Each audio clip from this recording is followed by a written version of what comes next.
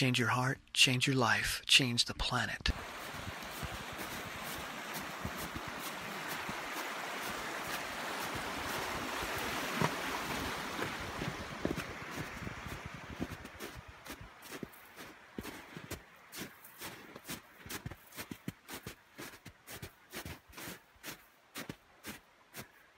Hey everybody, it's Tim Van Orden coming to you from Woodford State Park in Woodford, Vermont, where I'm out on one of my last boot runs of the year. Makes me a little sad. It is such a beautiful day out here in the woods.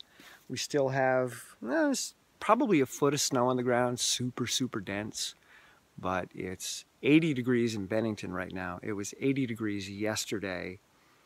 It's usually about 10 degrees colder up here in Woodford, and I'm in, sweating with my sleeves rolled up. So it's probably 70. So the snow's not going to last long. I think we have another day in the 70s tomorrow. So I'm trying to get up here and take advantage of this weather while I can and get some more big boot running in before I hit the roads and trails. Ta-da! And for those of you that are curious about my boots, I wear Neos overshoes. And I've worn them so much that I busted the straps that hold them on your feet. So I use tape to bind them around my ankles, if you're wondering what that purple is. So I've far exceeded what these boots are intended to do. Anyway, this is a huge part of my training and my life. Coming out into the woods, getting lost, spending hours just wandering around, working pretty hard, and listening to some pretty extraordinary information like The Autistic Brain, which I'm listening to right now by Temple Grandin. About 20 minutes ago, I finished the book The Accidental Mind by David J. Linden. It took me 2 days to get through, and the day before that, I finished up The Magic of Reality by Richard Dawkins. And 2 days before that, I finished The Greatest Show on Earth by Richard Dawkins, and I'm just cranking through books right now and exploring the world, the natural world, as I do so, and taking these ideas and incorporating them into my experience of life, and then creating new ideas based on how these ideas help me to interact with the world around me. And that's what I do now. It's my process. It's not just about running. It's not about coming out here to get certain mileage or to meet certain mileage goals so that I can perform in a certain way at a particular race coming up. This is what I do now, and it's how I grow on many different levels.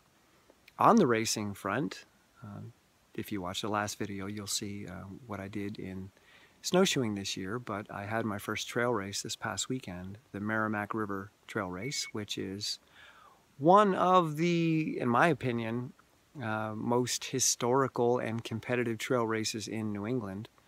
I think it's in its 28th running. I'm probably wrong there, but it's close to 28 years. Directed by Steve Peterson and helped out by Dave Dunham and his family. And I just love this race because it's such a unique challenge. You've got 3 miles of flat technical trail followed by 3 miles of really rugged, crazy climbs, then 3 miles of flat technical trails. So it's kind of 3 races in one. And a lot of the top trail runners in the country have run this race, and Dave Dunham keeps track of the statistics.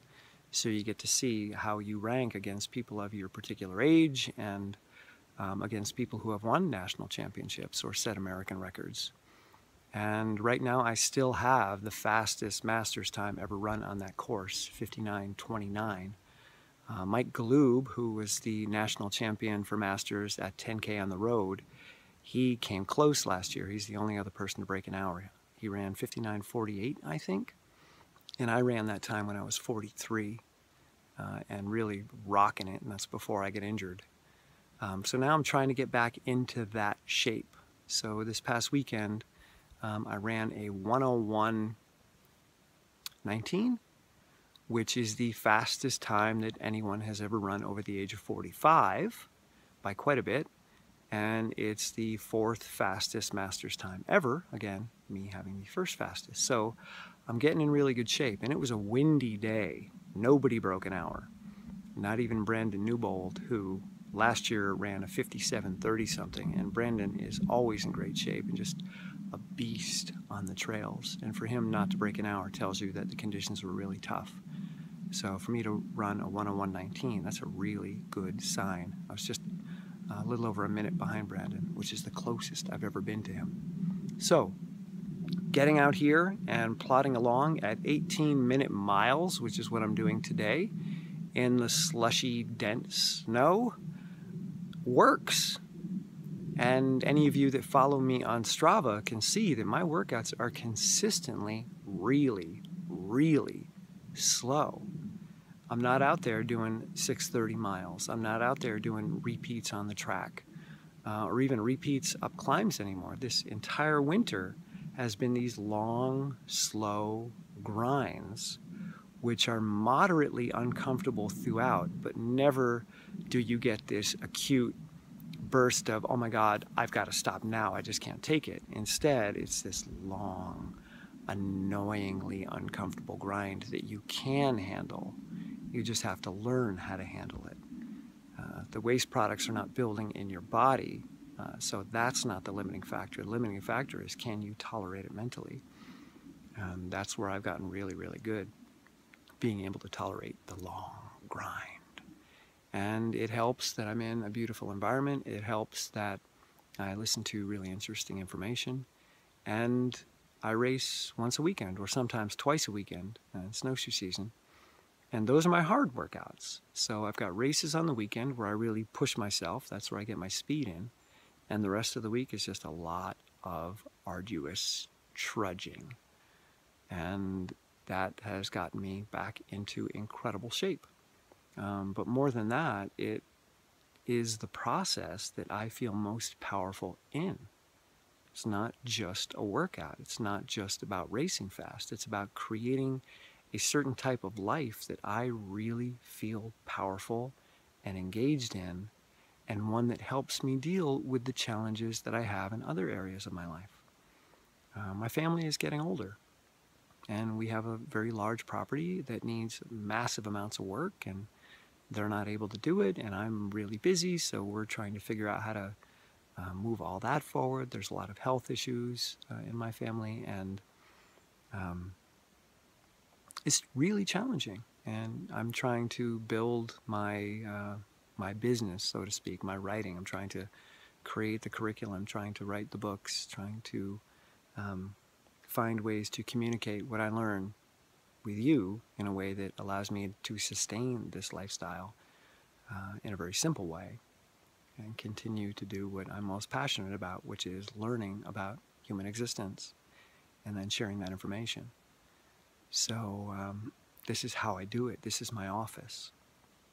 And one of the results of that is that I can run really fast when I need to, even when I don't feel like I can.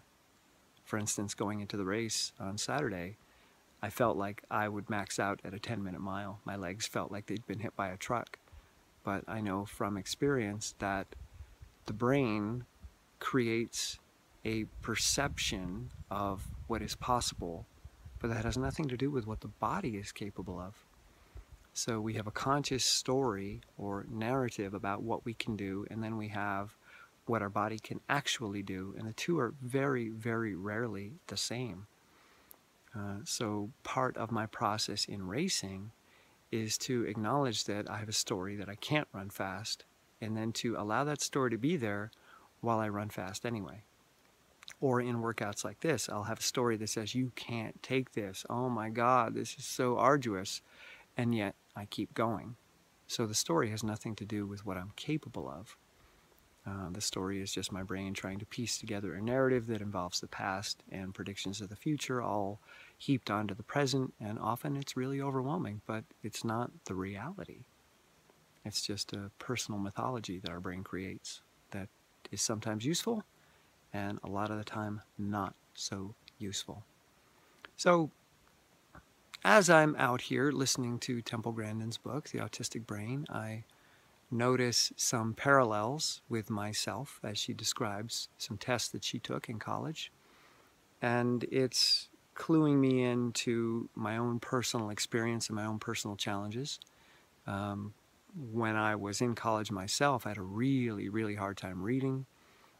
Throughout my educational experience, I had a hard time reading. It's only audiobooks that have allowed me to interact with information in a powerful way. Reading a page is incredibly difficult for me.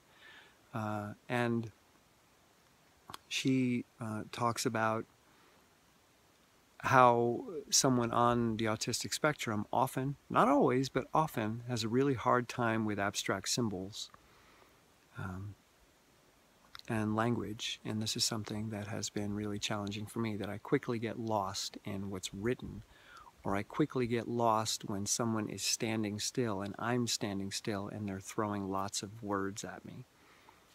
It's hard for me to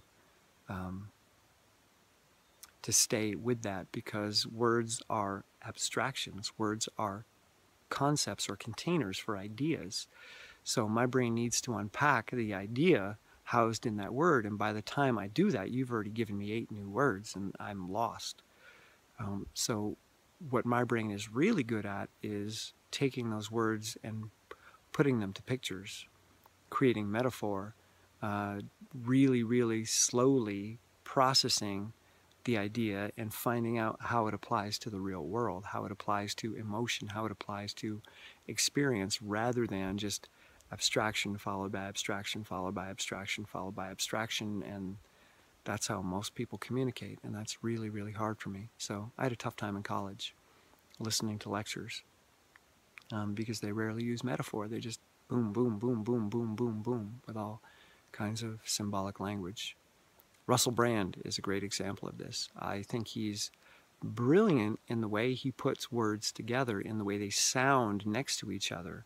He's just so fast and so quick with how he can assemble a sentence. And if you don't know what I'm talking about, check out his channel on YouTube. It's called The Trues, Russell Brand. And yet I often rewind his videos and really slow them down and put them into pictures, put them into a language that I can understand, which is, take the concept and show me what it actually looks like. When I slow it down and do that, I realize that often he doesn't have anything to say. It's just really fancy words assembled that makes you feel inferior or unintelligent or ignorant when you hear it, because you're like, wow, that sounded amazing, but I have no idea what he's talking about, so he must be smarter than me.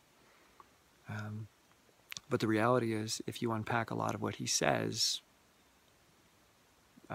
there's not a whole lot of significant meaning there. Sometimes he does. Sometimes he's right on the money. It's like, wow, okay, yeah, good stuff. Other times it's like, whoa.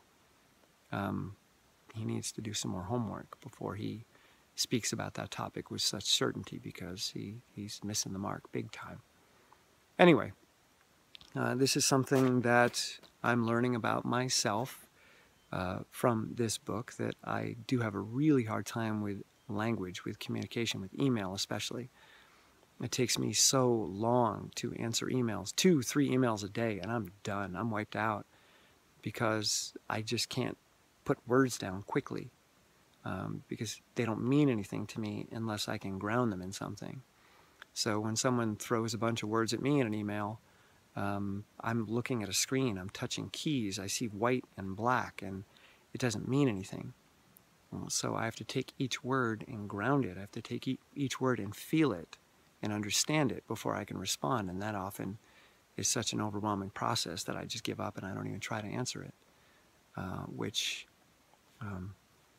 is a real problem in this world where so much communication takes place that way, and so many people want to reach out to me and want to either collaborate or they need help, and I'd love to help them. I just can't do it through an email, which is why I started doing these videos years ago. But even that's becoming challenging because of all the other things in my life that steal my energy, like emails, which I have probably 40 incredibly urgent emails, at least as perceived by the author who sent them to me. I've got all these people with these massively urgent requests, and I'm like, I can't do it. So I come out here and I process and I do what I can. I make videos like this and try to find my way through the world, because that's all I can do. I can't do it your way. I can't do it in a way that's perceived as culturally normal or culturally expected. I've got to find my way. And that's what I'm doing right now, finding my way through the woods, finding my way through this information, and finding my way through my own understanding of what it means to be me by taking the two and combining them, and then finding ways to incorporate that into the world that I move through. So this is so much more than just a workout for me. It's a little bit of sharing about what's going on many different fronts. And again, I'm going to try to keep you posted, let you know what I'm thinking, where I'm thinking it, what's going on, and how it affects my life and possibly yours. All right? So if you like this stuff and you want to help me continue making videos and sharing the vast library of information that I've collected, recorded, had transcribed by the amazing Jamie Woolsey, tune into Patreon. $2 a month. You help me keep this channel alive. You help me continue to work on my writings and my thinkings and my processing. And my goal is to have a huge impact on how people see themselves and how they interact with the world, and to bring compassion into cultural conversation in a way that doesn't seem so spiritually heady, but seems like a really good idea. All right, I love you guys. See ya.